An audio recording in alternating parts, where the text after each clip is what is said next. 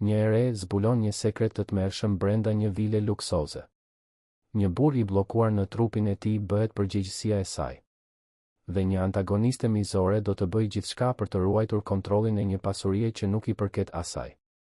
Para se të dëgjoni këtë rrëfim të pabesueshëm, mos harroni të abonoheni në kanal për më shumë histori emocionuese.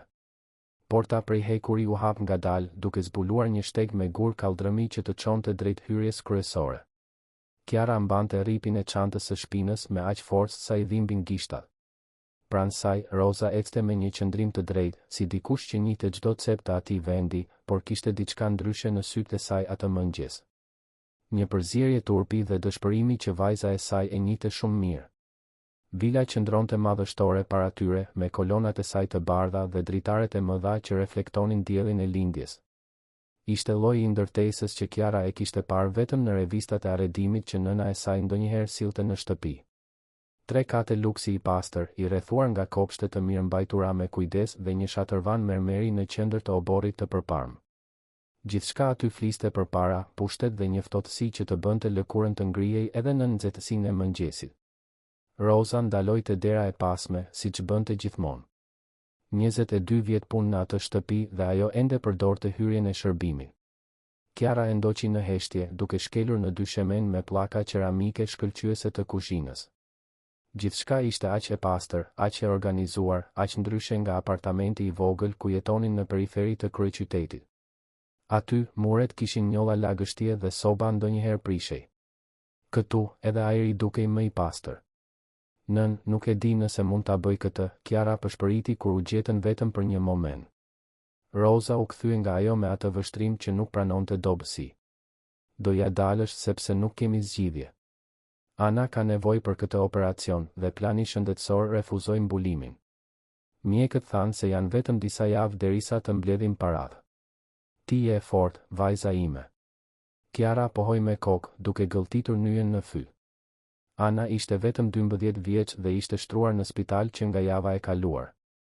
Dhimbja e vazhdueshme, ethet që nuk uleshin, ekzaminimet që tregonin nevojën urgjente për një ndërhyrje që kushtonte më shumë se sa Roza do të fitonte në 2 vjet punë. Kur zonja e shtëpisë i ofroi Kiarës mundësinë të punonte si ndihmëse e përkohshme, me një pagë shtesë që mund të bënte ndryshimin, nuk pati diskutim të mundshëm.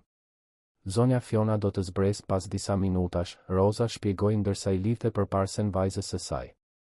Ajo është shumë kërkuese me pastërtinë dhe organizimin. Mos prek asgjë që nuk është kërkuar, mos bëj pyetje të panevojshme dhe, më e rëndësishmja, mos hyr kurrë në dhomën e katit të dytë pa autorizim të shprehur. Kuptove? Dhoma e katit të dytë.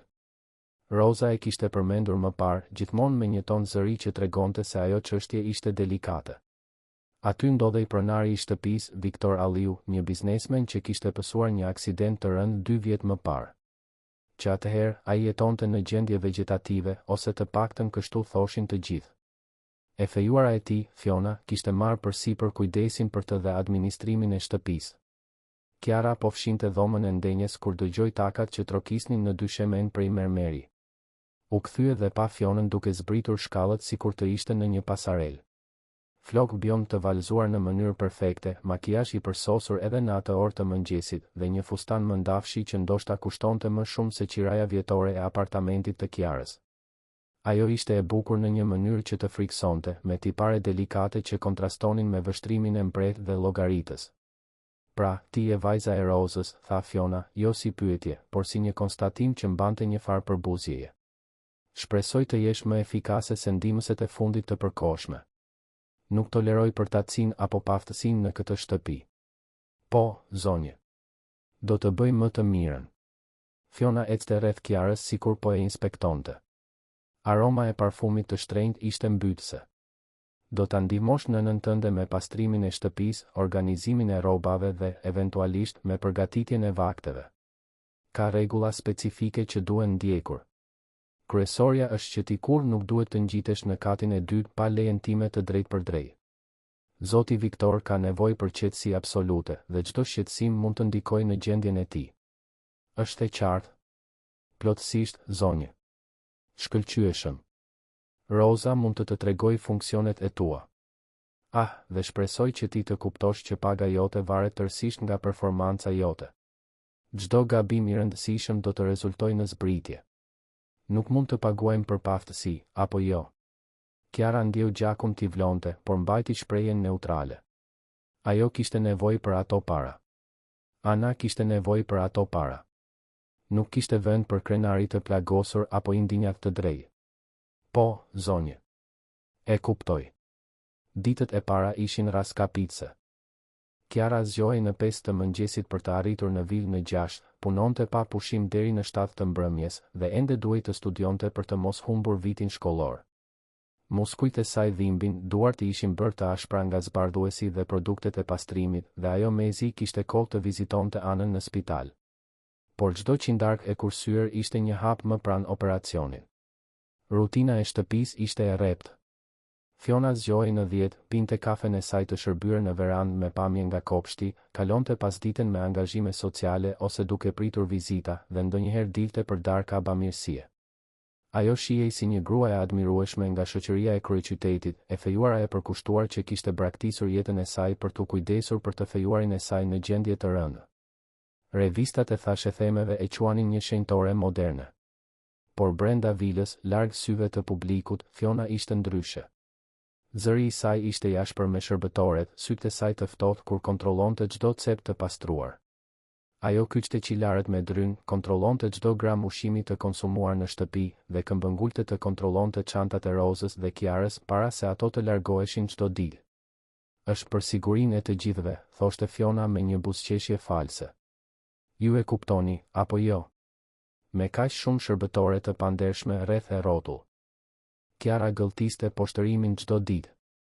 Por ajo që e shqetësonte më shumë ishte heshtja e katit të dytë. Ajo kalonte nëpër atë korridor disa herë në ditë dhe kur nuk dëgjonte asgjë.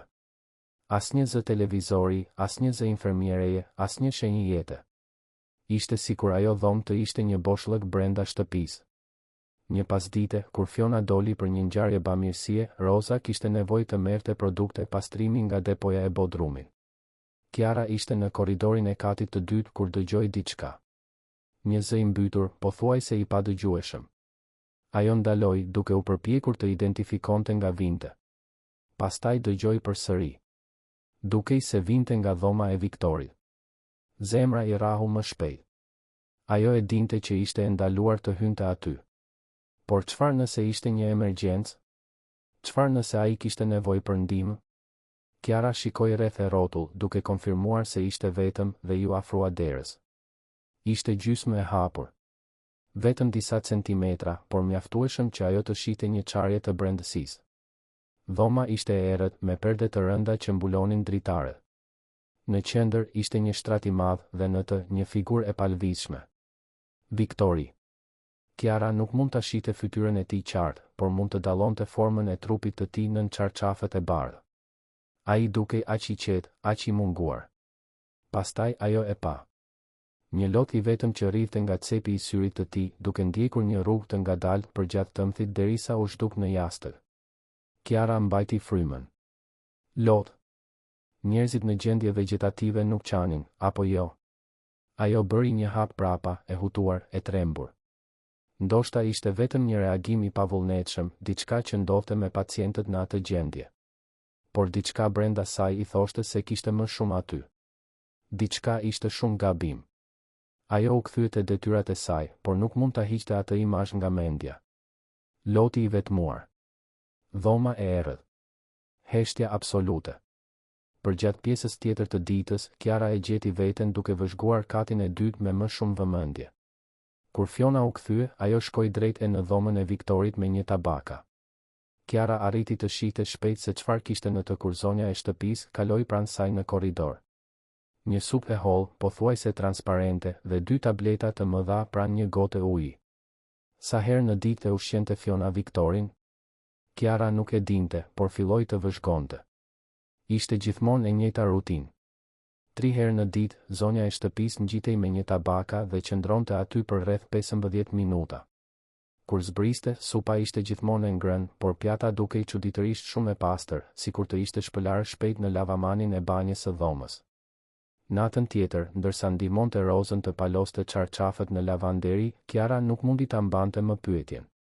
Nën, a e ke parë ndonjëherë zotin Viktor? Roza ndaloi, duart e saj ende mbanin një çarçaf. Pse e pyet këtë? Vetëm kureshtje. Janë 2 vjet që ai është në atë dhomë. Ai vërtet nuk ka asnjë ndërgjegje? Kiara, nuk është puna jon. Zonja Fiona kujdeset për të, ka infermiere që vijnë për vizita të rregullta. Nuk duhet të përzihemi në këto çështje. Por a nuk e ke menduar kur sa e çuditshme është mënyra se si ajo e mban atë dhomë të kyçur? Si ajo është e vetmja që mund të hyjë aty? Roza ju afrua vajzës, zëri i saj i ulët dhe serioz. Dëgjo mirë atë që do të them. Familjet e pasura kanë sekretet e tyre dhe nuk është puna jon t'i zbulojmë ato. Funksioni ynë është të pastrojmë, të gatuajmë dhe të qëndrojmë të padukshme. Nëse fillon të bësh pyetje, do t'i vësh të dyja në rrezik të humbasin këtë punë. Dhe nuk mund ta humbasim këtë punë tani. Mendo për anën. Kiara pohoi me kokë, por shqetësimi nuk e braktisi. Atë natë, e shtrirë në dyshekun e saj të hollë në apartament, ajo qëndroi zgjuar duke menduar për atë lodh. Për mënyrën se si trupi i Viktorit duke i tendosur nën çarçaf, jo i relaksuar siç duhej të ishte. Për mënyrën se si Fiona fliste për të gjithmonë në të kaluarën, sikur ai të ishte tashmë i munguar. Ditën tjetër, gjatë pastrimit të dhomës së ngrënies, Kiara dëgjoi një bisedë që do të ndryshonte gjithçka. Fiona ishte në zyrë me një burr me kostum, dhe dera ishte lënë pak e hapur. Zëri i tyre ishte i ulët, por në heshtjen e shtëpisë së zbrazët, fjalët arrinin deri aty ku ishte Kiara. Marko, duhet ta shpejtojmë këtë, tha Fiona me padurim në zë. Janë 2 vjet tashmë.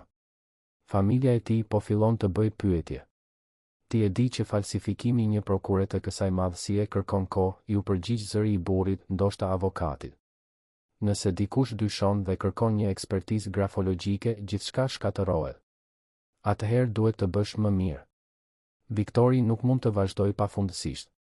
Dhe unë nuk mund të vazhdoj këtë farsë të nuses së përkushtuar për gjithmonë. Dua akses të plot në llogari, dua fuqi vendimmarrjeje mbi kompaninë. Për këtë je paguar. Po punoj për këtë. Por do të ishte më e lehtë nëse do të mund të merrnit në nënshkrimin e tij. E pamundur. Edhe me të gjitha medikamentet, ai ende mund të ketë spazma që do të shkatëronin dokumentin. Jo, prokuroria false është e vetmja mundësi. Dhe pastaj, sapo gjithçka të jetë transferuar, mund të mendojmë për shtrimin e përhershëm në spital. Shtrim i përhershëm në spital. Fjalët i huan në mendjen e Kiarës si një zile paralajmërimi.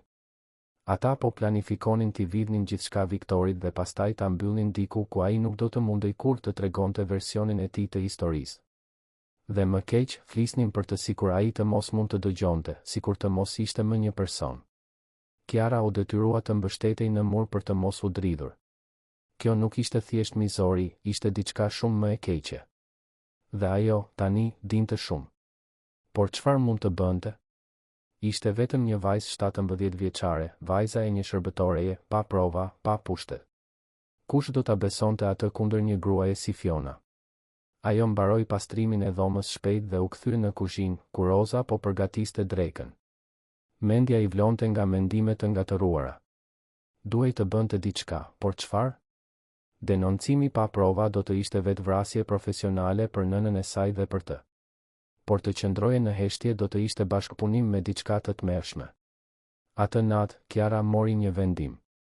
Ajo duhej ta shihte Viktorin përsëri. Duhej të konfirmonte dyshimet e saj.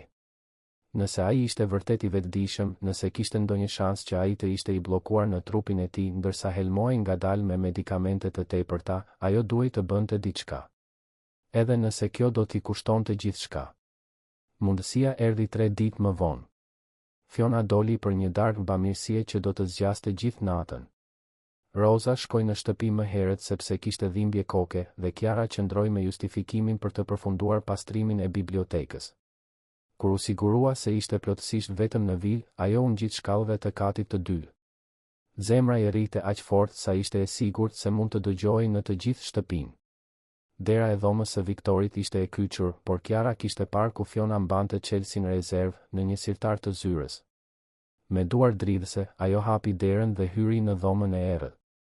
Aroma e ilaçeve dhe dezinfektantit ishte e fortë. Kiara ndezi llambën e vogël pranë shtratit dhe më në fund pa Viktorin qartë për herë të parë. Ai ishte më i ri se sa ajo imagjinonte, ndoshta rreth 35 vjeç. Flok kafe të çrregullt, një mjekër e papunuar dhe një fytyrë që mund të ishte e bukur nëse nuk do të ishte aq e zbeth dhe e shënjuar. Syt i kishte mbyllur dhe dukej se ishte në gjumë të thellë. Zoti Viktor, ajo përshpëriti duke ju afruar. A mund të më dëgjosh? Asgjë. Asnjë reagim. Kiara ishte gati të hiqte dorë kur pa diçka. Gishtat e dorës së tij të djathtë u kontraktuan lehtësisht. Nuk ishte një spazëm, ishte një lëvizje e qëllimshme. Ajo shikoi fytyrën e tij dhe pa një lot që rrifte përsëri. O Zot, ajo përshpëriti. Ti je zgjuar, apo jo? Ti je i bllokuar aty brenda. Një lëvizje tjetër e gishtave. Më e fortë këtë herë. Ishte një përgjigje. Ai po përpiqej të komunikonte. Kiara ndjeu këmbët t'i dobësoheshin dhe u ul në karrigen pranë shtratit. Ajo sapo kishte zbuluar sekretin më të tmerrshëm të asaj shtëpie. Viktori nuk ishte në koma. Ishte i vetëdijshëm, dëgjonte, ndjente, por plotësisht i paftë të lëvizte apo të fliste, ndoshta për shkak të medikamenteve që Fiona i jepte. Dhe tani, Kiara kishte një zgjedhje për të bërë. Një zgjedhje që do të ndryshonte fatin e të gjithë të përfshirëve. Ditët në vijim ishin një torturë e pastër për Kiarën. Sa herë që shite Fionën të ngjitej nëpër ato shkallë me tabakan e supës së hollë dhe tabletat, stomaku i rrotulloi. Sa herë që dëgjonte zonjën e shtëpisë të fliste për Viktorin sikur ai të ishte një objekt i papërshtatshëm, duhej të kafshonte gjuhën për të mos bërtitur të vërtetën. Por ajo e dinte se një lëvizje e gabuar do të rrezikonte jo vetëm punën e saj, por edhe jetën e burrit që tani i zinte mendimet vazhdimisht. Natën kur zbuloi se Viktori ishte i vetëdijshëm, Kiara kishte qëndruar në dhomën e tij vetëm disa minuta para se të ikte e tmerruar. Por ato minuta ishin të mjaftueshme për të ndryshuar gjithçka. Ajo i kishte mbajtur dorën, kishte ndjerë shtrëngimin e lehtë të gishtave në përgjigje, kishte parë lotët që rridhnin kur ajo përshpëriti se do të kthehej për ta ndihmuar. Ishte një premtim i rrezikshëm, i bërë me impuls, i shtyrë nga një dëmshuri që ajo as nuk e dinte se e kishte me aq intensitet. Tani, 3 ditë më vonë, Kiara vëzhgonte gjithçka me sy të rinj. Shihte se si Fiona rrotullonte syt kur dikush pyeste për gjendjen e Viktorit. Vërente se si zonja e shtëpisë gjithmonë ndryshonte shpejt temën, duke e drejtuar bisedën drejt ngjarjeve të saj bamirësie dhe përkushtimit të saj shembullor. Ishte një performancë perfekte, e provuar deri në detajin më të vogël. Dhe të gjithë e besonin atë gënjeshtër. Nën, Kiara filloi ndërsa ndihmonin të përgatisnin darkën në kuzhinë. A e di ti çfarë lloj ilaçesh i jep zonja Fiona zotit Viktor? Roza pshërtiu, qartësisht e lodhur nga ajo ngulmim. Kiara, kemi folur për këtë. Nuk është puna jon. Por çfarë nëse ai nuk kishte nevojë për kaq shumë medikamente?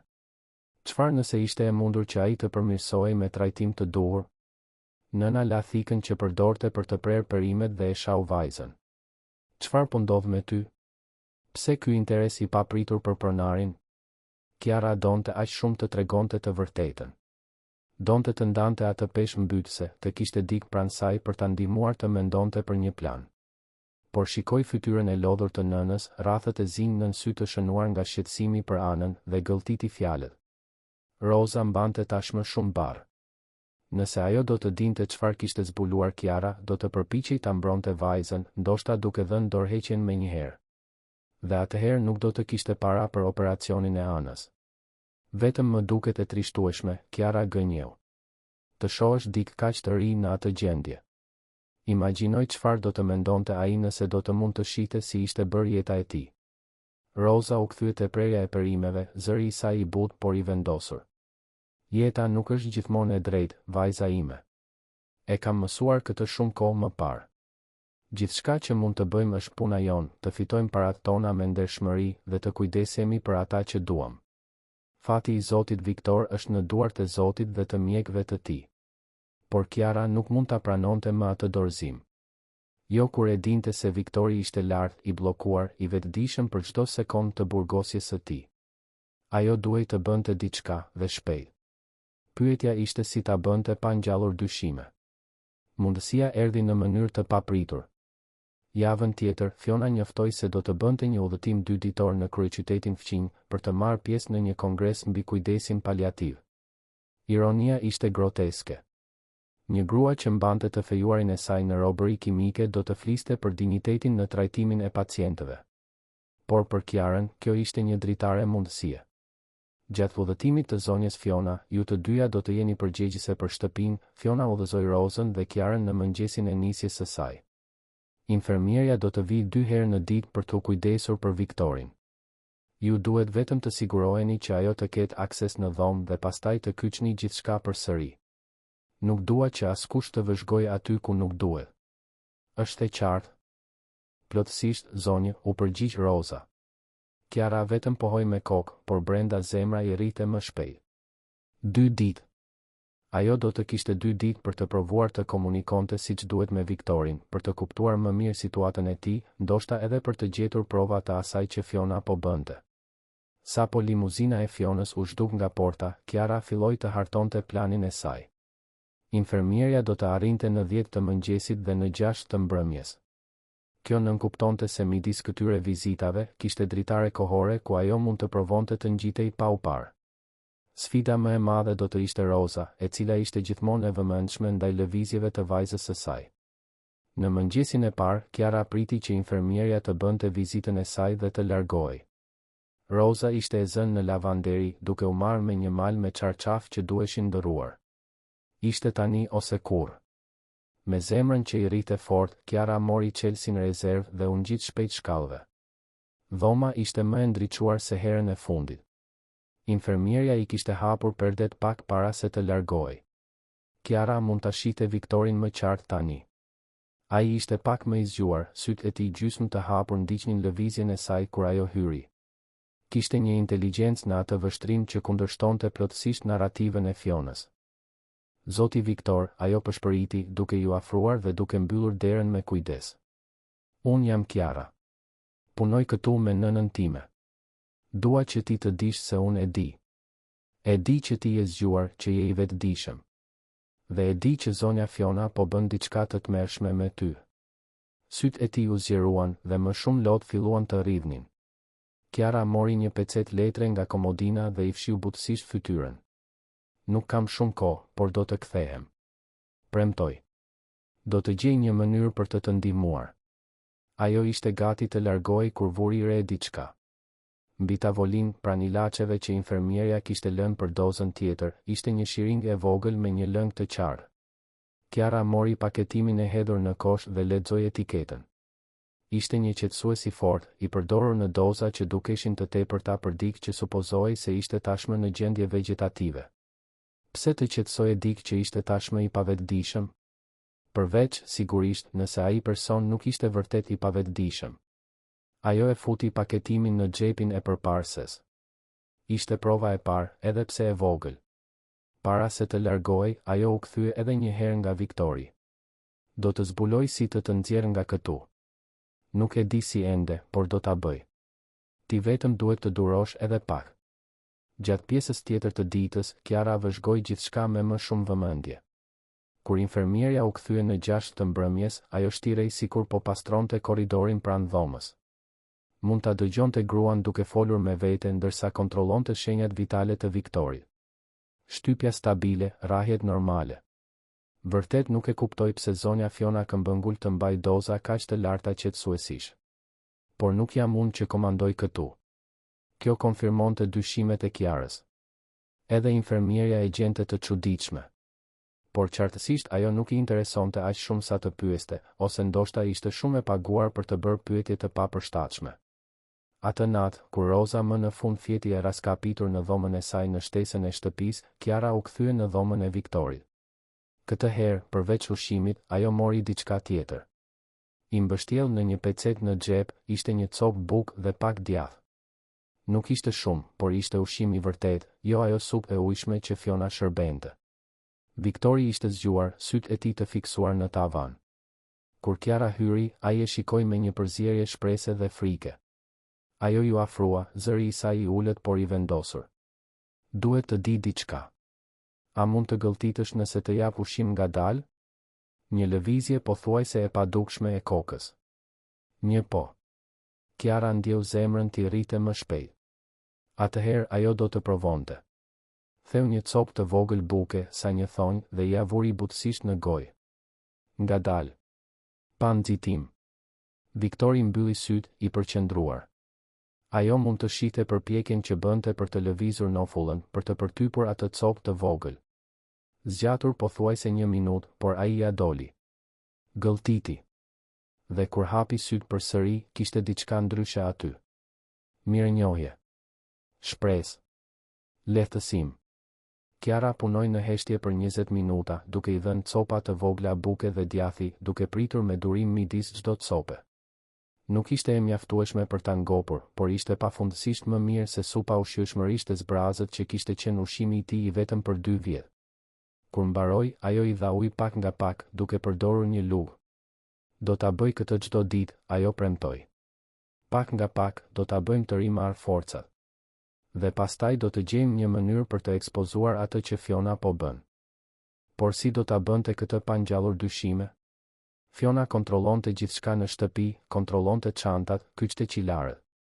Si mund të fshihte Kiara ushqim të mjaftueshëm për t'u ngjitur çdo ditë? Përgjigja erdhi në mënyrë të turpshme, por praktike. Ajo do të duhej t'i fshihte në të vetmet vende që Fiona nuk i kontrollonte, në të vetmet vende ku dinjiteti i saj e pengonte të kërkonte. Në të brendshmet dhe në xhepat e brendshëm të uniformës. Ditën tjetër, Kiara filloi rutinën e saj të re. Në mëngjes, para se të largohej nga shtëpia, ajo ndante porcione të vogla orizi, fasule, pulë të copëtuar. Mbështillte gjithçka në letër plastike dhe e fshihte në sytjena, në mbathje, në xhepat e thellë të pantallonave. Ishte e pakëndshme dhe poshtëruese, por funksiononte. Gjatë ditës, kur gjente një moment vetëm, ajo merrte ushqimin e fshehur dhe e ruante në një enë të vogël që e mbante të kyçur në dollapin e saj në lavanderi. Roza vuri re se vajza e saj po hante më pak. A je mirë? Nuk ke të përziera? Jam shkëlqyeshëm, nën. Vetëm nuk kam shumë uri. Mendoj se është nxehtësia. Ishte një gënjeshtër e nevojshme. Në fakt, Kiara po anashkalonte vaktet për të pasur ushqim të mjaftueshëm për t'i dhënë Viktorit. Çdo kafshat që ajo nuk e hante ishte një kafshat që mund t'i jepte atij. Çdo kafshat e sakrifikuar ishte një hap drejt rrimëkëmbjes së tij. Kur Fiona u kthye nga udhëtimi, Kiara duhej të ishte edhe më e kujdesshme. Zonja e shtëpisë ishte më vigjilente se kur, sytë e saj të ftohtë vëzhgonin çdo lëvizje të shërbëtorëve. Ajo ishte kthyer me një burr, avokatin Marko që Kiara kishte dëgjuar më parë. Ata qëndruan të kyçur në zyrë për orë të tëra, zërat e tyre të ulët por intensiv. Kiara arriti të pozicionohej përsëri pranë derës së hapur gjatë pastrimit. Këtë herë, ajo që dëgjoi e la edhe më të tmerruar. Festa e fejesës është caktuar për 1 muaj nga tani, Fiona thoshte. Do të jetë momenti perfekt. Me praninë e shtypit të gjithë miqtë e familjes, askush nuk do të dyshoj nëse unë njoftoj se Viktori nënshkroi dokumentet para ngjarjes. Do të themi se ishte një moment ndriçimi i përkohshëm që ai donte të më bënte këtë dhuratë para festës. Romantike, apo jo? Dhe dokumentet false do të jenë gati? Po. Specialisti im në Durrës më siguroi se nënshkrimi është perfekt. Kam kaluar muaj duke mbledhur mostra nga dosjet e tij të vjetra. Askush nuk do të mund të provojë se është i falsifikuar. Dhe pastaj? Pastaj, i dashur Marko, Viktori do të ketë një rënje të papritur në shëndetin e tij. Do të jetë shumë tragjike, sigurisht.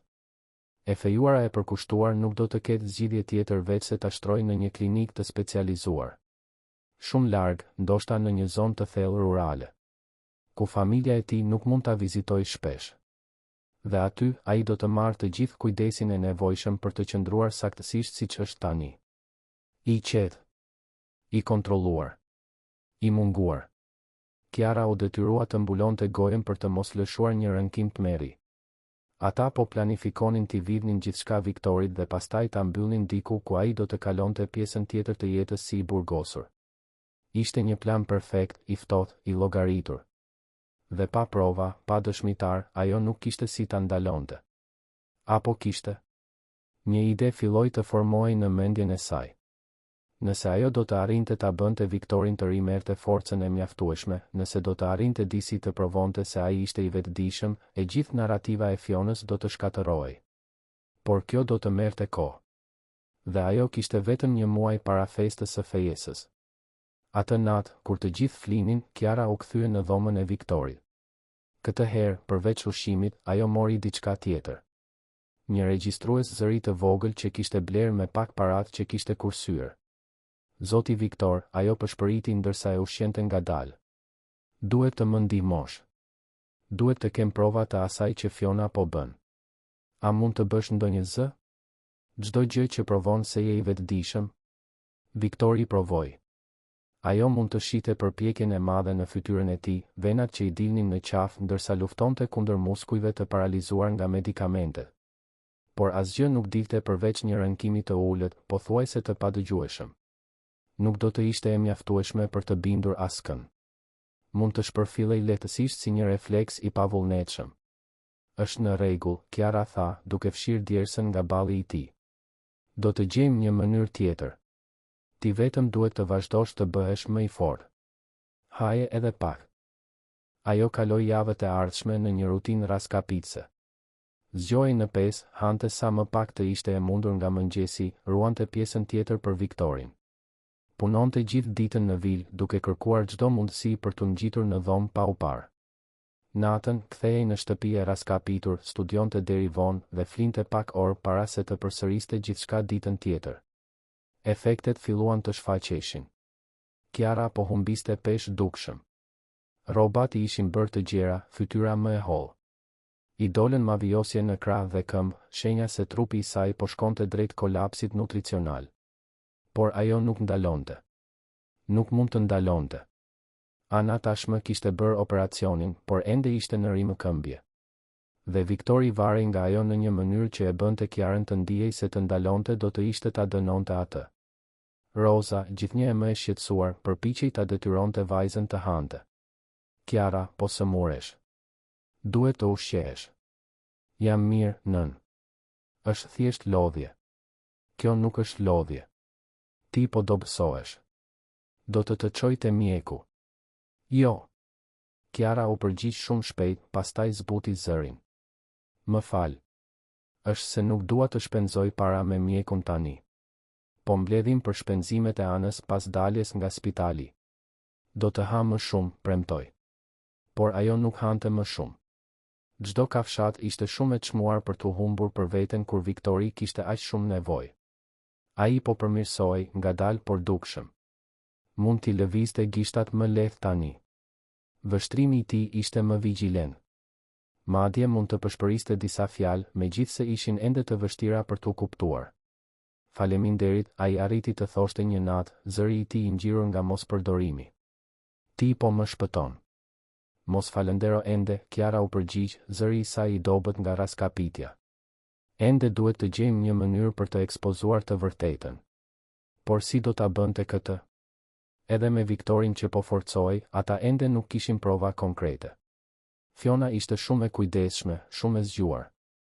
Ajo mbante të gjitha dokumentet mjekësore të kyçura në zyrën e saj. Kishte infermieren në dorë. Të mbante atë sekret, të jetonte me frikën e vazhdueshme se do të zbuloheshin, të punonte në vështrimin vigjilent të Fionës, gjithçka po i merrte taksën. Ajo mezi flinte natën, gjithmonë e vëmendshme për çdo zë të çuditshëm, çdo shenjë se ishin zbuluar. Viktori gjithashtu ndjente peshën e situatës. Kur Kiara e vizitonte natën, ai shihte gjendjen e saj dhe faji e konsumonte. Ti nuk mund të vazhdosh kështu, ai thoshte, zëri i tij tani shumë më i fortë se javë më parë. Jam më mirë. Mund të filloj të ushqehem më pak, të ndaj ushqimin me ty. Jo, Kiara ishte e vendosur. Ti duhet të jesh në formën tënde më të mirë për festë. Duhet të arrish të ecësh vetë, të flasësh qartë, të u tregosh të gjithëve se je i vetëdijshëm.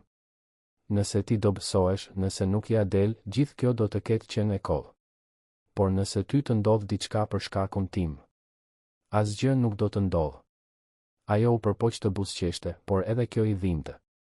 Tani më ndihmo të rishikoj planin edhe një herë. Plani ishte i thjeshtë në teori, por i rrezikshëm në ekzekutim. Gjatë festës, kur të gjithë të ftuarit të ishin të pranishëm dhe Fiona të ishte në kulmin e performancës së saj publike, Viktori do të zbriste shkallët. Kiara do t'i kishte zhbllokuar derën e dhomës së tij pak momente më parë, gjatë kaosit të pritjes së të ftuarve. Viktori do të ecte drejt sallës kryesore dhe do të zbulonte veten para të gjithëve. Por kishte shumë gjëra që mund të shkonin keq. Çfarë nëse Viktori nuk do të arrinte të ecte aq larg? Çfarë nëse Fiona do ta kuptonte më parë dhe do të përpiqej ta ndalonte?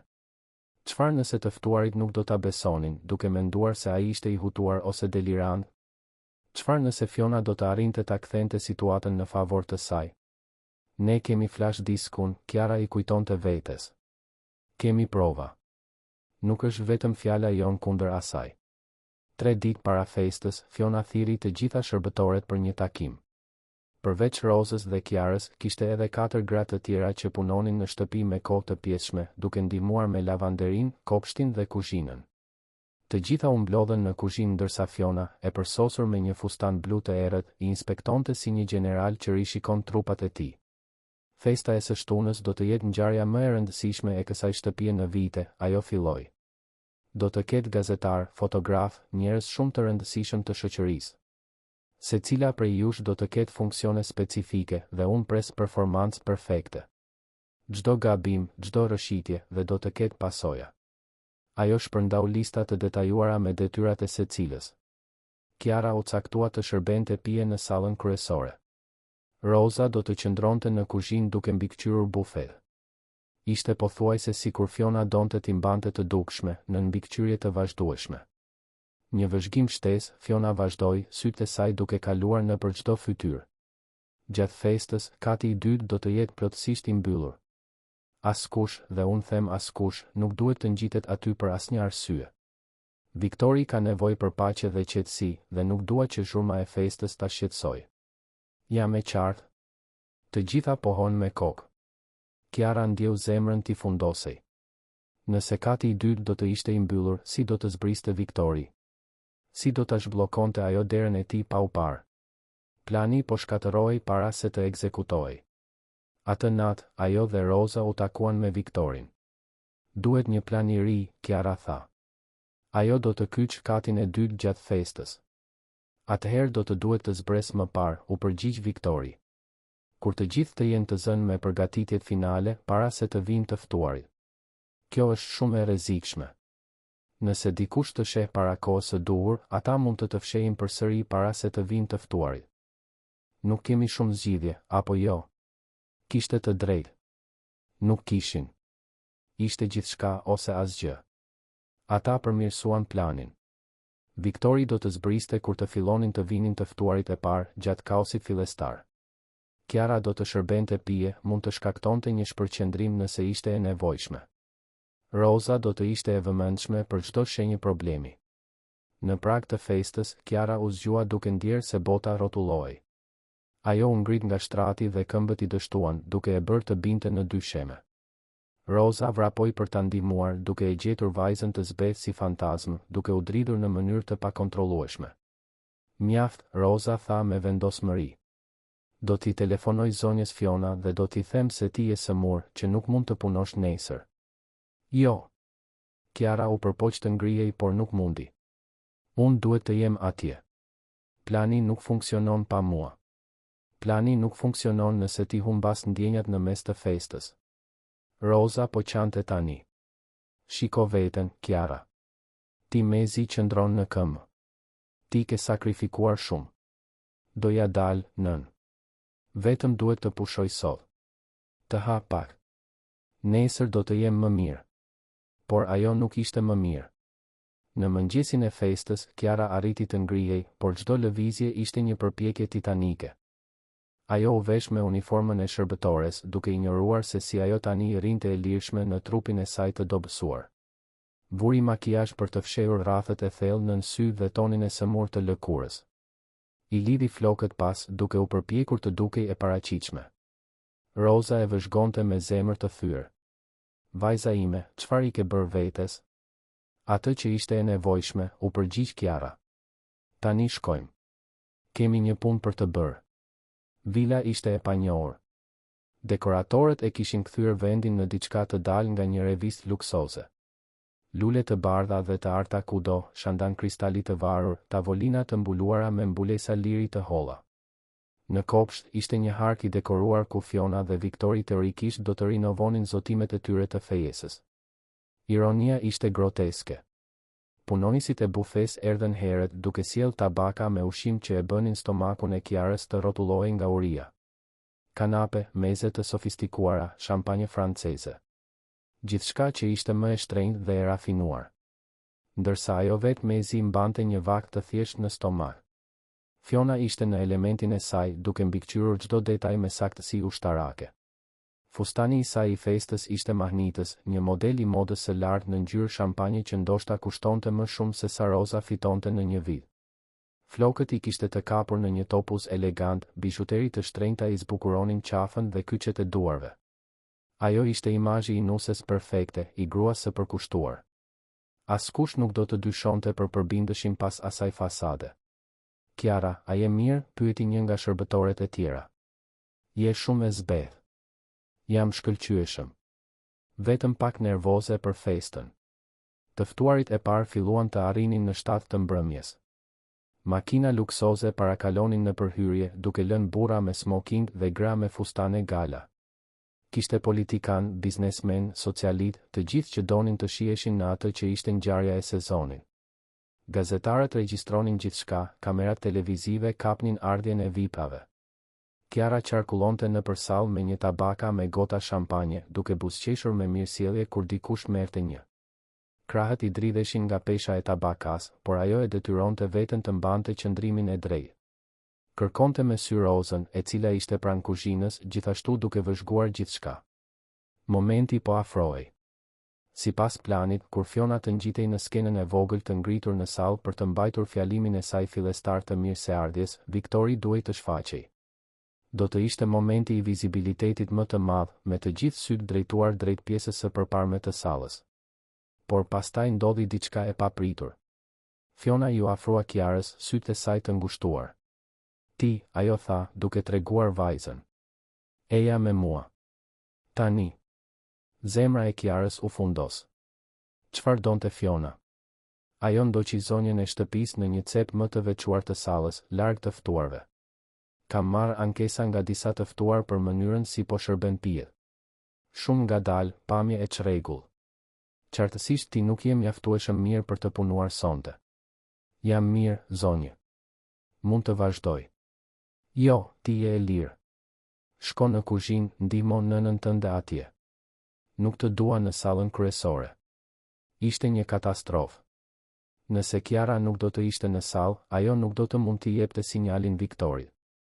Nuk mund të shkaktonte shpërqendrimin e planifikuar nëse diçka shkonte keq. Por të diskutonte me Fionën tani, para të gjithë atyre të ftuarve, do të ishte edhe më keq. Po, zonjë, ajo tha, duke ulur kokën në nënshtrim të rrem. Ajo shkoi në kuzhinë, ku Roza e priti me sy të shqetësuar.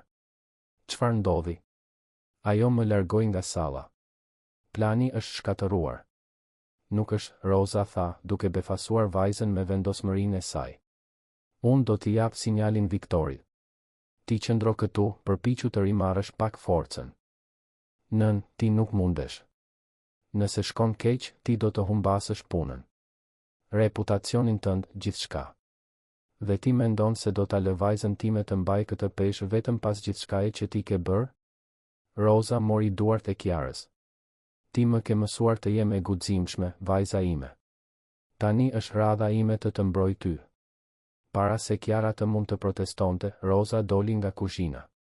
Vajza u përpoq ta ndiqte, por këmbët i dështuan përsëri, duke e bërë të mbështetej në banak. Ajo ishte në kufirin absolut të forcave të saj.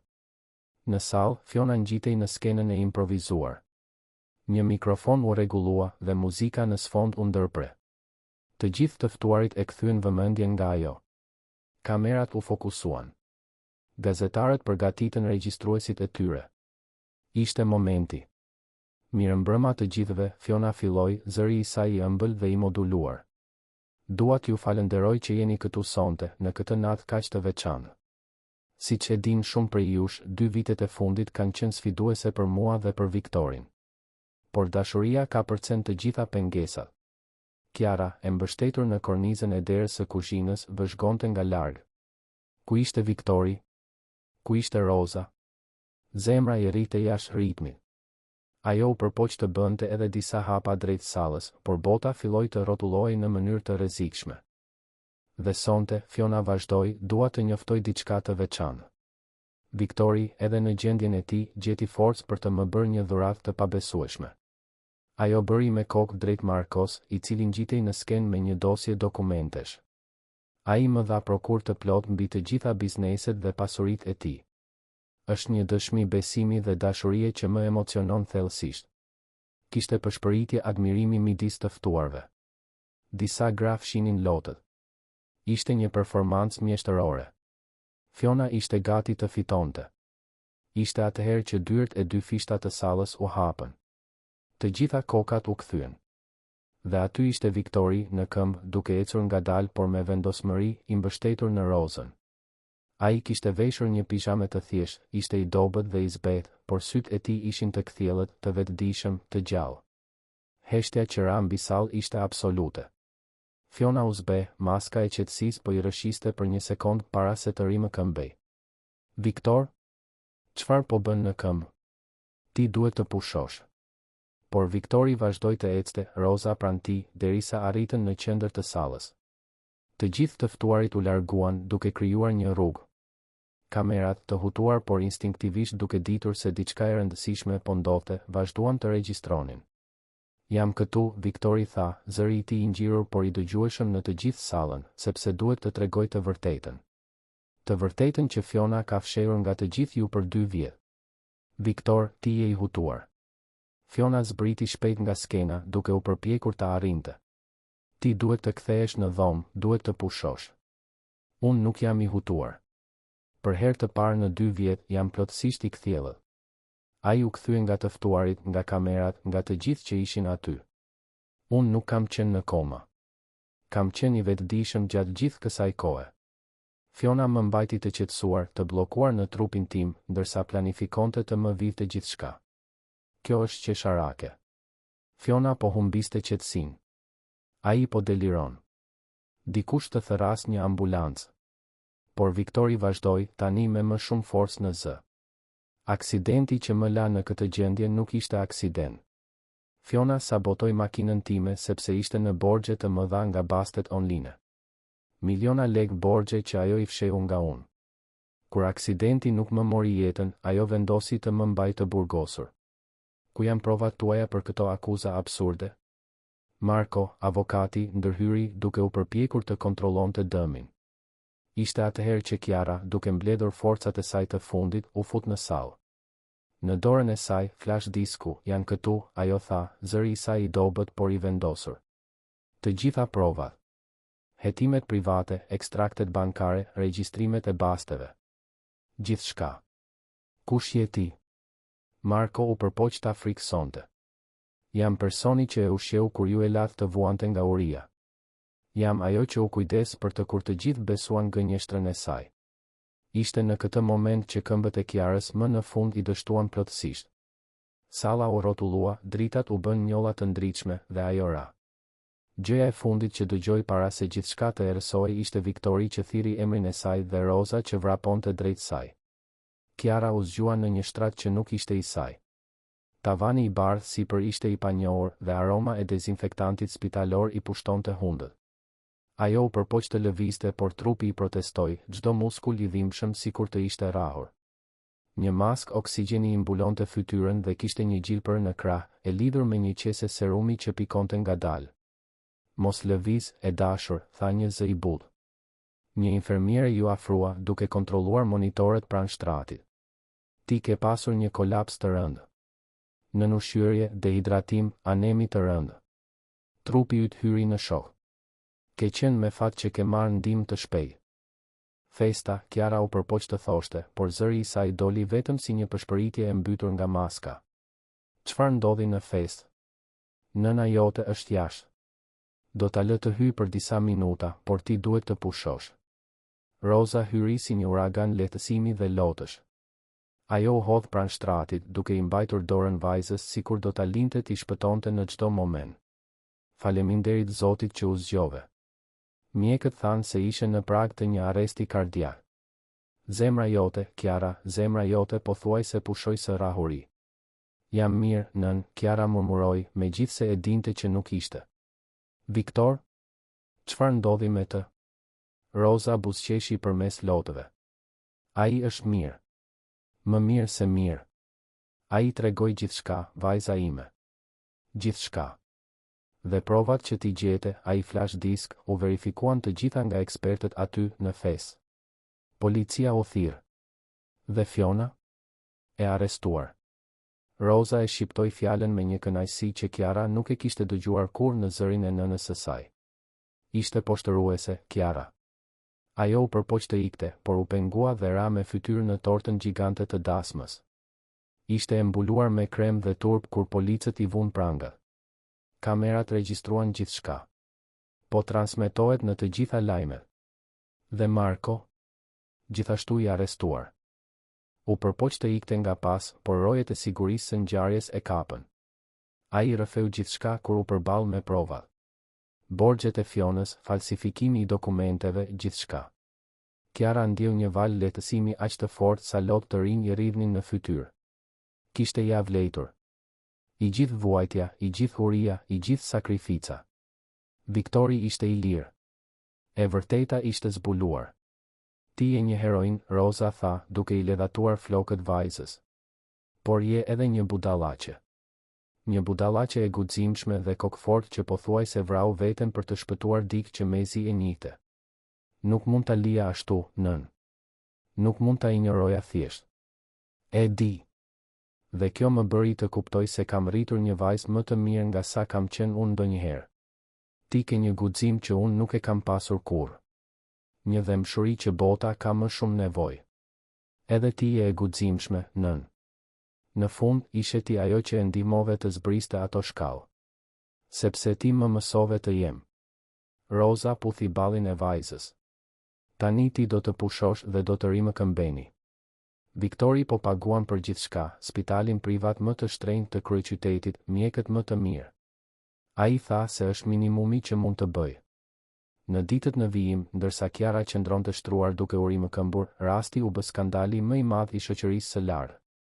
Revistat që më parë e pikturonin Fionën si një shenjtore tani e shkatëronin atë me tituj sensacionalist.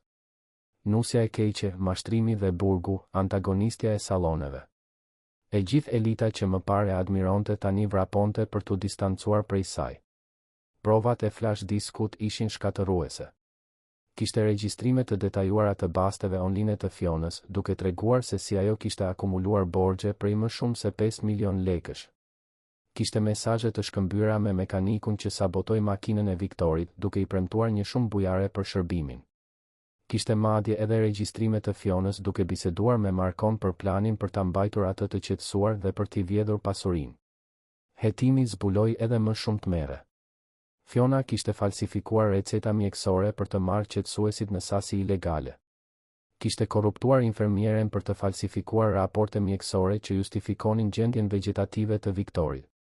Kishte madje tentuar të blinte një mjek për të nënshkruar një certifikat pa aftësie mendore të përhershme, por profesionisti kishte refuzuar dhe kishte denoncuar tentativën të autoritetet, megjithse denoncimi kishte mbetur i arkivuar deri tani. Viktori vizitoi Kiarën në spital, sapo ajo ishte mjaftueshëm e fortë për të marrë vizita.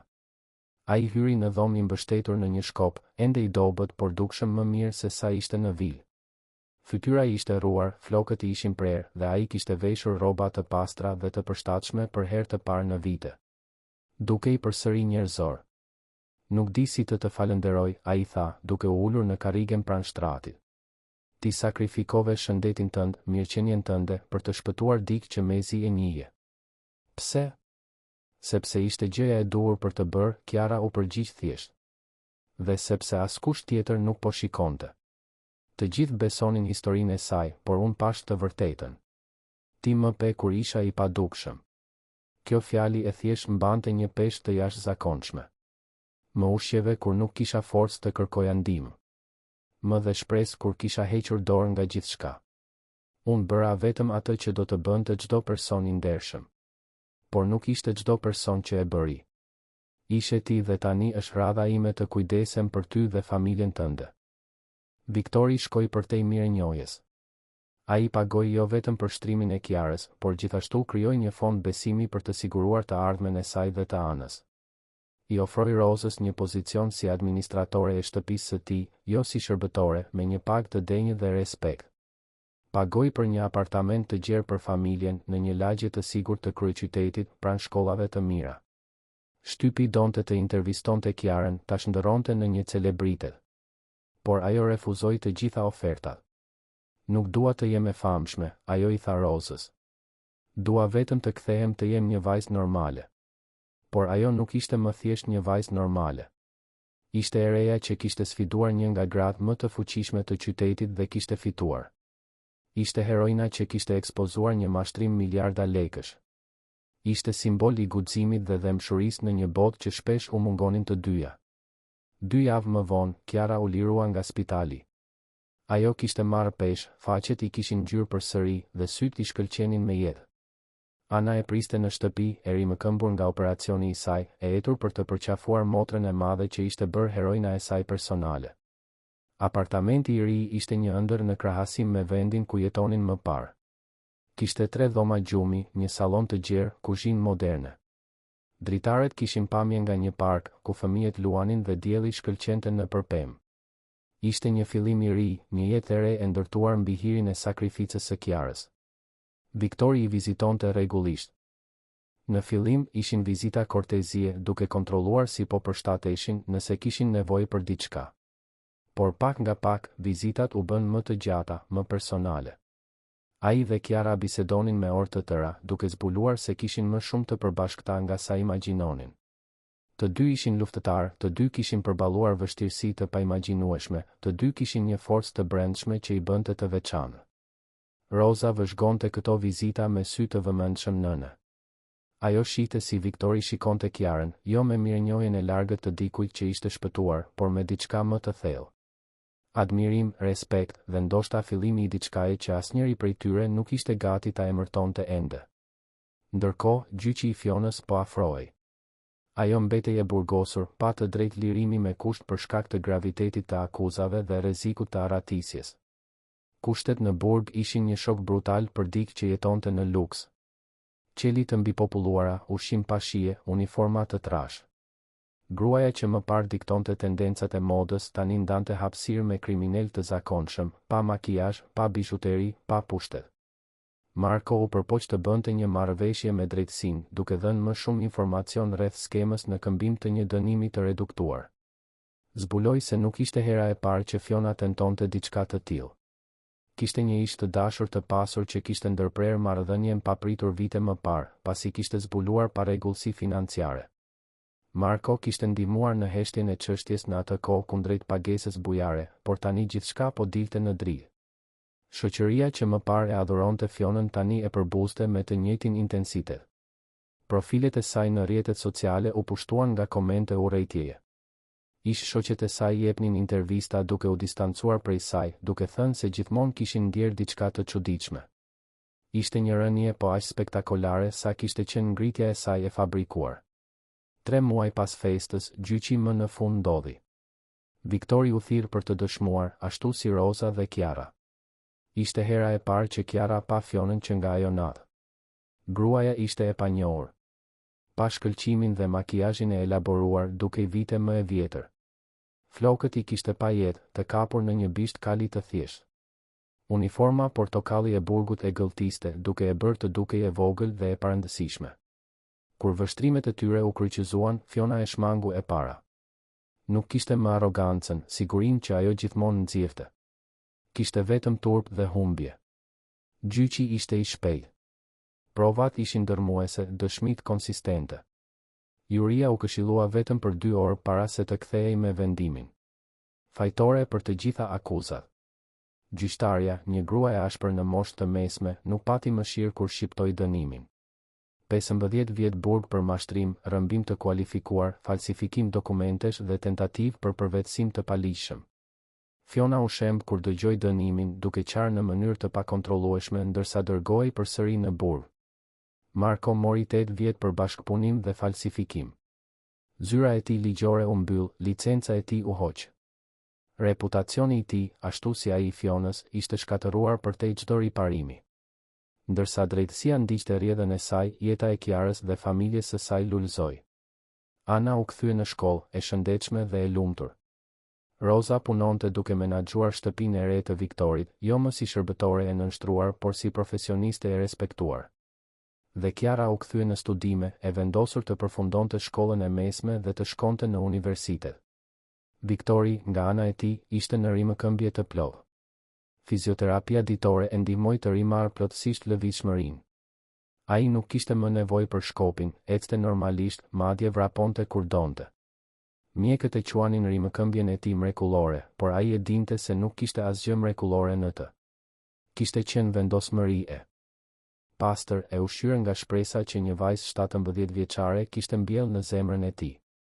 Ai mori përsëri kontrollin e kompanive të tij, duke shokuar aksionarët që kishin menduar se ai nuk do të kthehej kurrë. Veprimi I tij I parë ishte një reformë e plotë në menaxhim, duke larguar ata që kishin qenë bashkëpunëtor me Fionën ose që thjesht nuk u interesonte aq sa të vinin në dyshim versionin e saj të ngjarjeve. Donte njerëz rreth tij që kishin integritet, jo vetëm ambicie. Një pasdite, 6 muaj pas festës fatale, Viktori ftoi Kiarën për një shëtitje. Ata shkuan në një park larg kryeqytetit, ku askush nuk I njihte, ku mund të ishin thjesht 2 njerëz normal që shijonin ditën. Ecën në përshtigje, biseduan për ëndra dhe plane të ardhshme, qeshën me shaka pa kuptim. Ishte aty, të ulur në një stol me pamje nga një liçen I qetë, që Viktori më në fund foli atë që kishte në zemër prej muajsh. Kiara, ti e di që mirënjohja ime për ty është e përjetshme. Por duhet të rrëfej se është më shumë se mirënjohje ajo që ndjej. Viktor. Më lër të mbaroj. Ai I mori dorën butësisht. Kur isha I bllokuar në atë dhomë, në errësirë, ti ishe drita e vetme.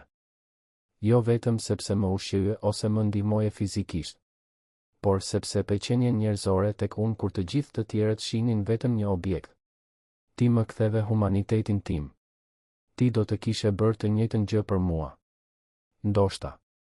Por thelbi është se ti e bëre. Dhe gjatë këtyre muajve duke të njohur ty vërtet, jo vetëm si shpëtimtaren time, por si person, u dashurova. Për guximin tënd, mirësinë tënde, forcën tënde të pathyeshme. E di që jam më I vjetër, e di që historia jon filloi në mënyrën më të pazakontë të mundshme. Por doja që ti të dije çfarë ndjej.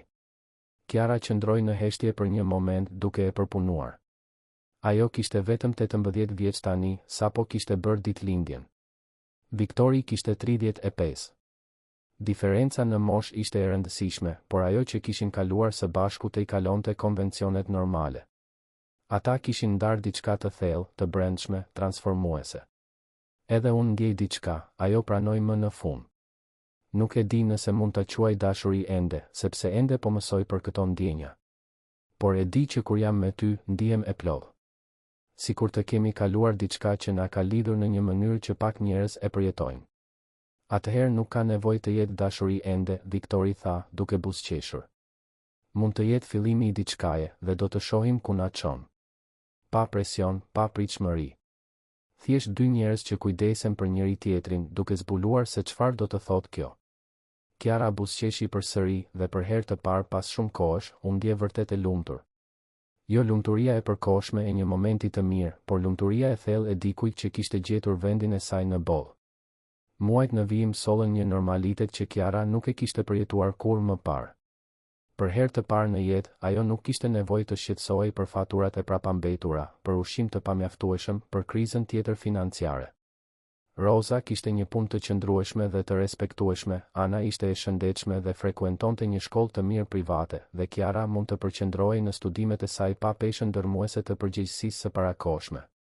Por normaliteti shoqërohej me sfida të reja. Media nuk harronte lehtë dhe her pas here ndonjë gazetar përpiqej të intervistonte Kiarën për atë që ishte bërë I njohur si rasti Alliu. Ajo gjithmonë refuzonte, duke ruajtur me egërsi privatësinë e saj. Nuk donte të përcaktohej nga ai episod për pjesën tjetër të jetës, sado heroik të kishte qenë. Në shkollë, disa shok e trajtonin ndryshe. Kishte nga ata që e admironin, duke bërë pyetje se si ishte të përballeshe me dikë si Fiona. Kishte nga ata ziliqar që përhapnin thashe theme se ajo ishte vetëm pas parave të Viktorit. dhe kishte nga ata vërtet kureshtar që donin të kuptonin se çfarë e kishte motivuar të rrezikonte kaq shumë. Unë bëra vetëm atë që ishte e drejtë, Kiara përsëriste sa herë që pyetej. Çdo person do të kishte bërë të njëjtën gjë. Por të gjithë e dinin se nuk ishte e vërtetë. Shumica e njerëzve do të kishin parë anash, do të kishin zgjedhur sigurinë e punës së tyre mbi ndërgjegjen e rëndë. Kiara ishte e veçantë dhe nuk kishte kuptim që ajo të përpiqej ta minimizonte këtë. Viktori e vizitonte 3 herë në javë, gjithmonë i respektueshëm, gjithmonë zotëri. Ata shkonin në vende të thjeshta, restorante diskrete, parqe, kinema. Ai nuk përpiqej ta impresiononte me luks, duke ditur se ajo vlerësonte më shumë autenticitetin. Bisedonin për gjithçka, libra, filozofi, ëndra, frikëra. Ishte një lidhje intelektuale dhe emocionale që rritej në mënyrë organike. Roza vëzhgonte këtë zhvillim me ndjenja të përziera. Nga njëra anë, ishte e lumtur të shihte vajzën e saj të lumtur, ta shihte të buzëqeshte me sinqeritet. Nga ana tjetër, shqetësohej për diferencën në moshë, për dinamikën e pushtetit të qëndësishme në situatë. Viktori ishte shumë më i vjetër, shumë më i pasur, shumë më i përvojë. Si të sigurohej që Kiara nuk po ndikohej apo manipulohej, edhe nëse në mënyrë të pavetëdijshme? Një natë, pasi Viktori u largua pas darkës, Roza e përballi vajzën. Kiara, duhet të bisedojmë. Për çfarë, nën? Për ty dhe Viktorin. Ku po shkon kjo? Kiara pshertiu, duke ditur se kjo bisedë ishte e pashmangshme. Sinqerisht, nuk e di. Ai tha se më do, por unë ende po zbuloj çfarë ndjej. E di që më pëlqen të jem me të, që ai më bën të lumtur, që ndajmë diçka të veçantë. Por dashuri është një fjalë kaq e madhe. Ai është 17 vjet më i madh se ti. E di, nën. Beso më, e mendoj këtë çdo ditë. Por mendoj edhe si më trajton. Me respekt, si të barabartë. Ai kur nuk u përpoq të përdorte moshën apo pozicionin e tij për të më bërë presion apo ndikuar. Gjithmonë më jep hapësirë për të menduar, për të vendosur. Për momentin. Por çfarë kur të mos jesh dakord me të për diçka të rëndësishme? Kur opinionet tuaja të ndryshojnë? A do të dëgjoj vërtet, apo do të përdor përvojën e tij të jetës për të bindur se ai ka të drejtë? Nuk mund t'i përgjigjem kësaj sepse ende nuk ka ndodhur. Por dua të besoj se po, se ai do të më respektonte. Dhe nëse nuk më respekton, atëherë nuk është burri që unë mendoj se është, dhe do të largohem. Roza studioi fytyrën e vajzës duke parë vendosmërinë aty. Kiara ishte rritur shumë, ishte pjekur në mënyra që njerëzit e moshës së saj rrallë e bëjnë. Ndoshta ajo kishte të drejtë. Ndoshta ajo ishte e aftë të navigonte këtë marrëdhënie komplekse me të njëjtin guxim që tregoi kur u përball me Fionën. Vetëm premto një gjë. Nëse në ndonjë moment ti ndjen se po humbet veten në këtë marrëdhënie, se po ndryshon kush je për ta kënaqur atë, do të ndalosh dhe do të rivlerësosh. Premton? Premtoj, nën. Dhe faleminderit që shqetësohesh. Gjithmonë do të shqetësohem. Është puna ime si nën. Viktori, nga ana e tij, kishte gjithashtu shqetësimet e tij. Ai bisedonte rregullisht me një terapeut, duke përpunuar traumën e 2 viteve burgosje, duke punuar përmes zemërimit dhe ndjenjës së pafuqisë. Terapisti e paralajmëronte për të hyrë në një marrëdhënie kaq shpejt pas një eksperiencë traumatike, për mundësinë e ngatërimit të mirënjohjes me dashurinë. Por Viktori e dinte ndryshimin. Mirënjohja ishte ajo që ndjente për Rozën, për infermieren që më në fund filloi të vinte në dyshim Fionën edhe pse shumë vonë, për mjekët që e ndihmuan në rimëkëmbje. Ajo që ndjente për Kiarën ishte diçka krejtësisht ndryshe.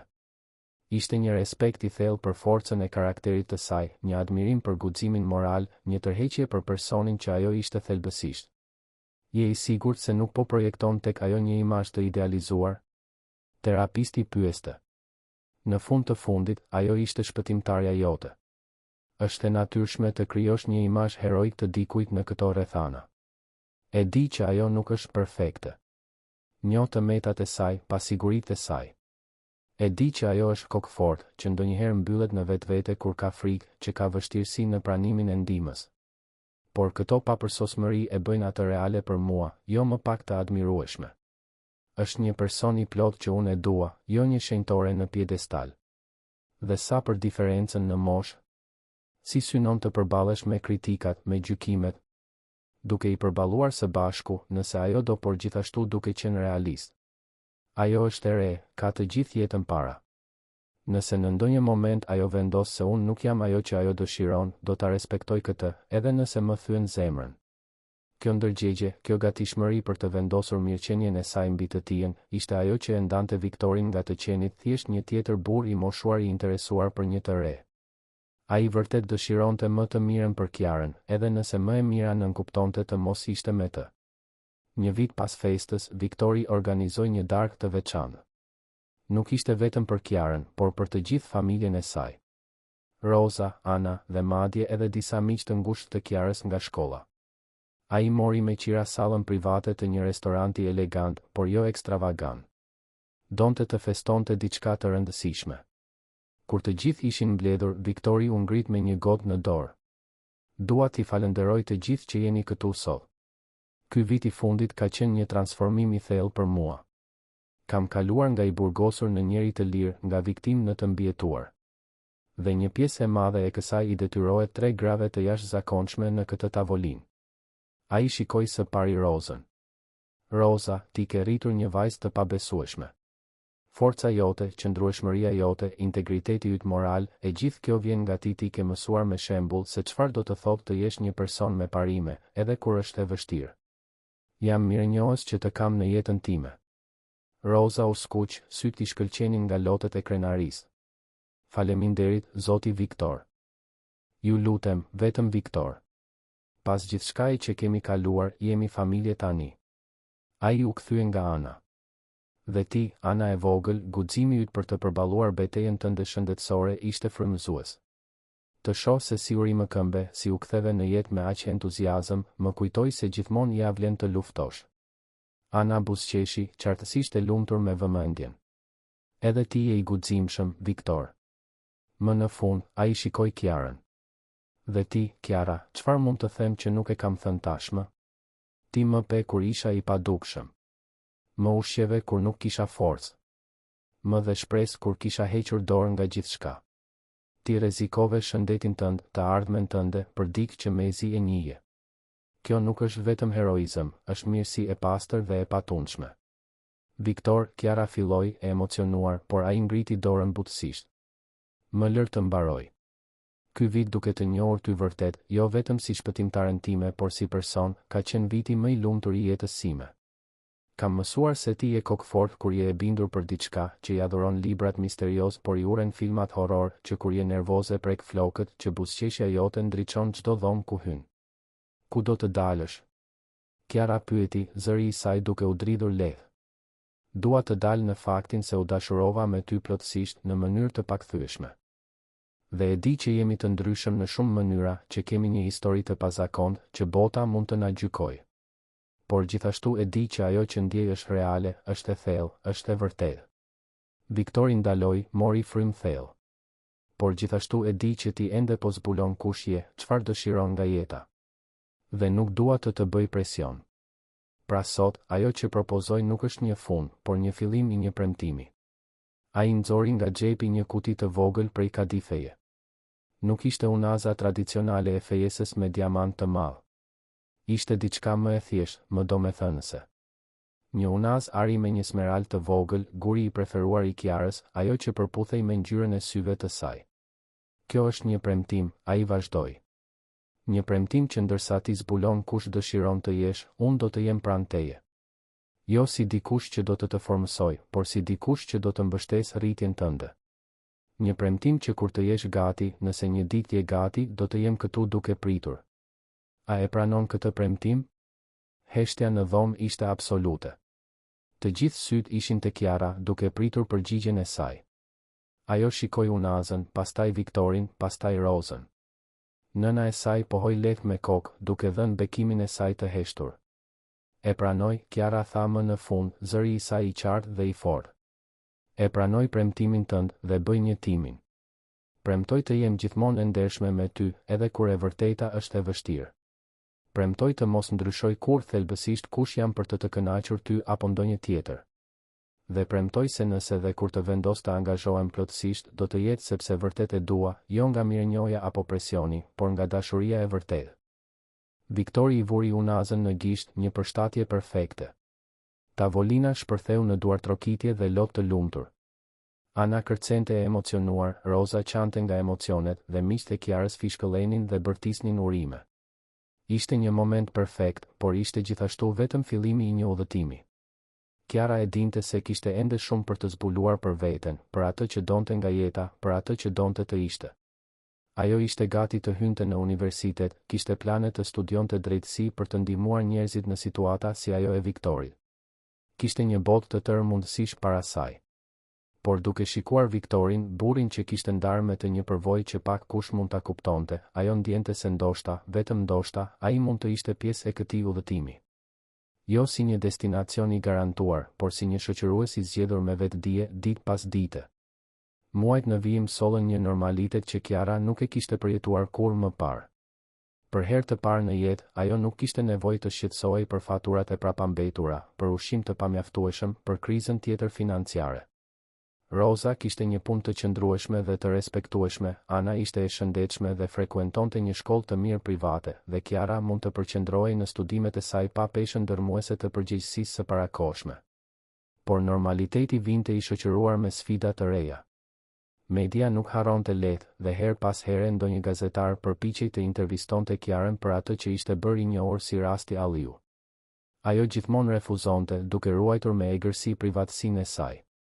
Nuk donte të përcaktohej nga ai episod për pjesën tjetër të jetës, sado heroik të kishte qenë. Në shkollë, disa shok e trajtonin ndryshe. Kishte nga ata që e admironin, duke bërë pyetje se si ishte të përballeshe me dikë si Fiona. Kishte nga ata ziliqar që përhapnin thashe theme se ajo ishte vetëm pas parave të Viktorit. Dhe kishte nga ata vërtet kureshtar që donin të kuptonin se çfarë e kishte motivuar të rrezikonte kaq shumë. Unë bëra vetëm atë që ishte e drejtë, Kiara përsëriste sa herë që pyetej. Çdo person do të kishte bërë të njëjtën gjë. Por të gjithë e dinin se nuk ishte e vërtetë. Shumica e njerëzve do të kishin parë anash, do të kishin zgjedhur sigurinë e punës së tyre mbi ndërgjegjen e rëndë. Kiara ishte e veçantë dhe nuk kishte kuptim që ajo të përpiqej ta minimizonte këtë. Viktori e vizitonte 3 herë në javë, gjithmonë i respektueshëm, gjithmonë zotëri. Ata shkonin në vende të thjeshta, restorante diskrete, parqe, kinema. Ai nuk përpiqej ta impresiononte me luks, duke ditur se ajo vlerësonte më shumë autenticitetin. Bisedonin për gjithçka, libra, filozofi, ëndra, frikëra. Ishte një lidhje intelektuale dhe emocionale që rritej në mënyrë organike. Roza vëzhgonte këtë zhvillim me ndjenja të përziera. Nga njëra anë, ishte e lumtur të shihte vajzën e saj të lumtur, ta shihte të buzëqeshte me sinqeritet. Nga ana tjetër, shqetësohej për diferencën në moshë, për dinamikën e pushtetit të qëndësishme në situatë.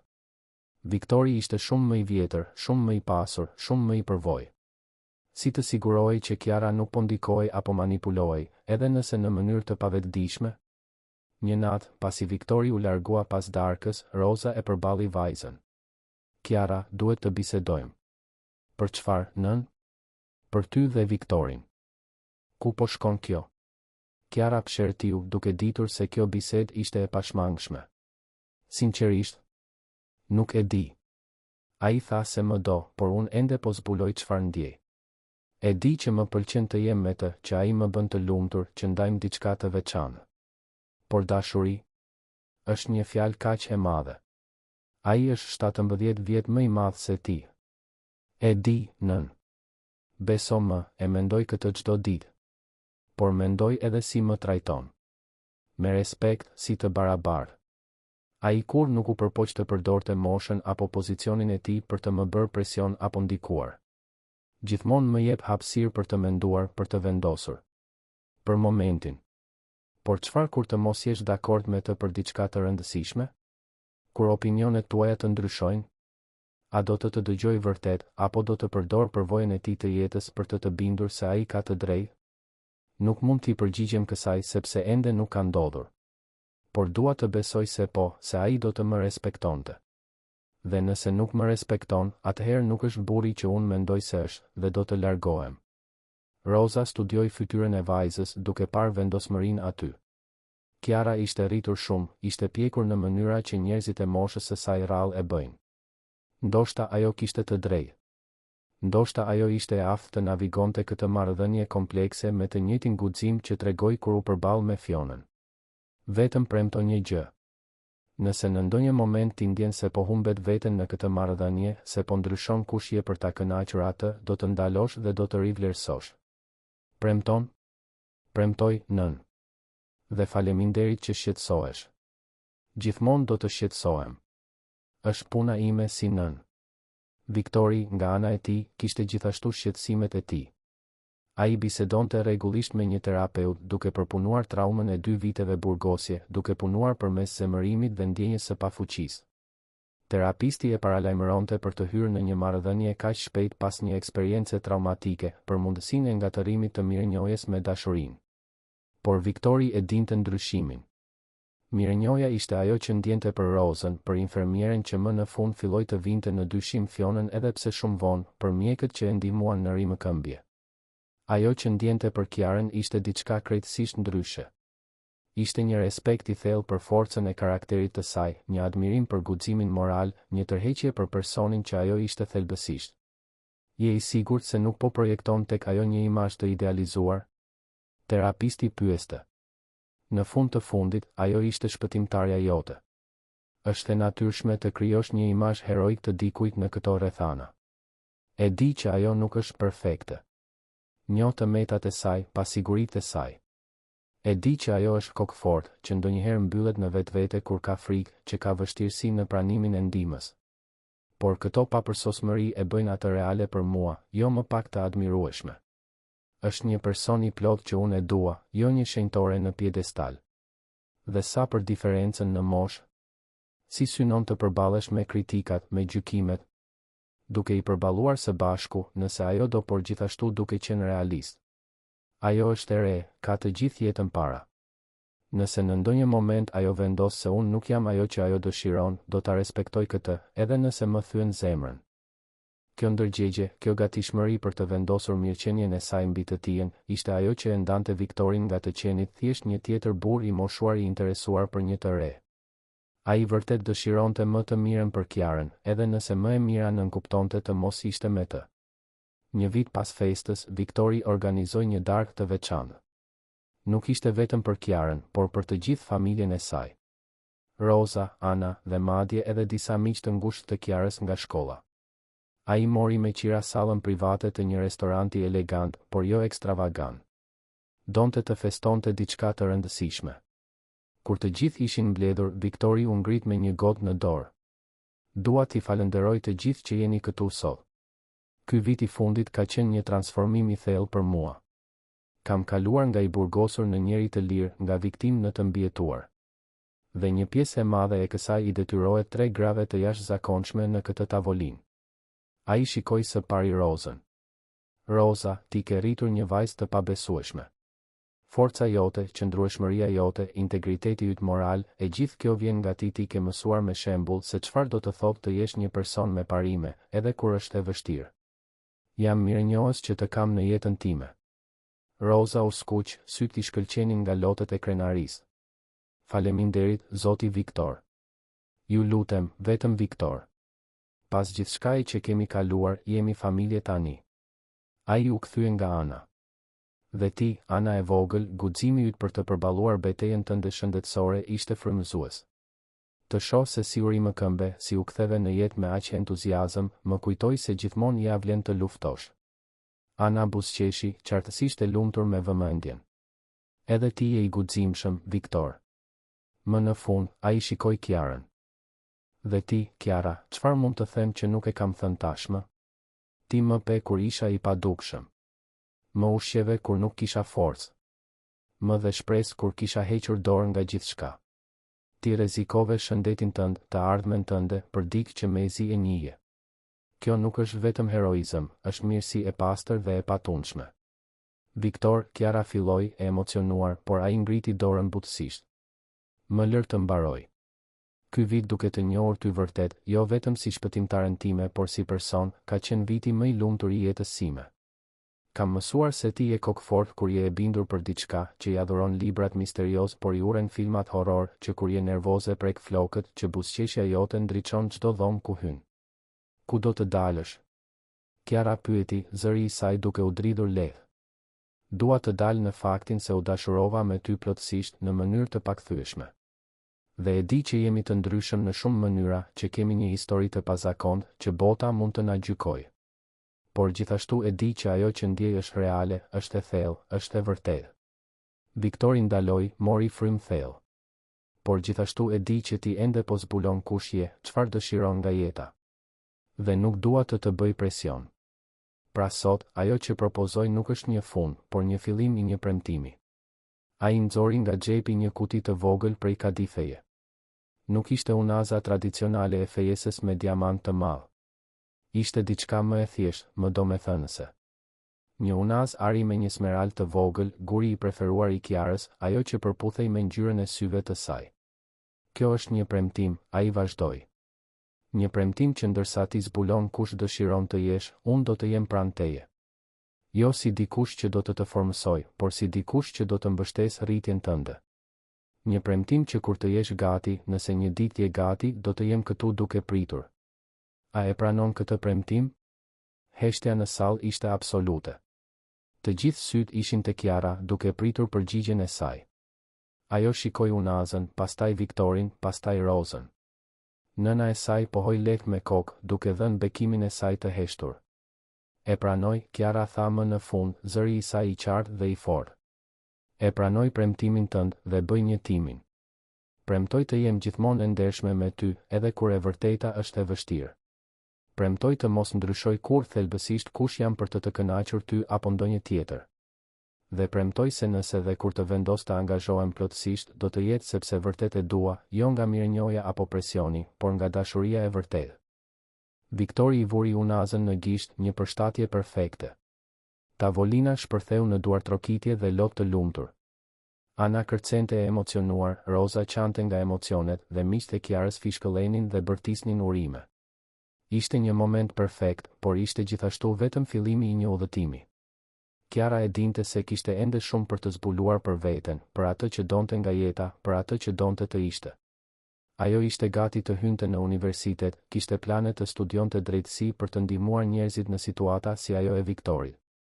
Kishte një botë të tërë mundësish para saj. Por duke shikuar Viktorin, burrin që kishte ndarë me të një përvojë që pak kush mund ta kuptonte, ajo ndjente se ndoshta, vetëm ndoshta, ai mund të ishte pjesë e këtij udhëtimi.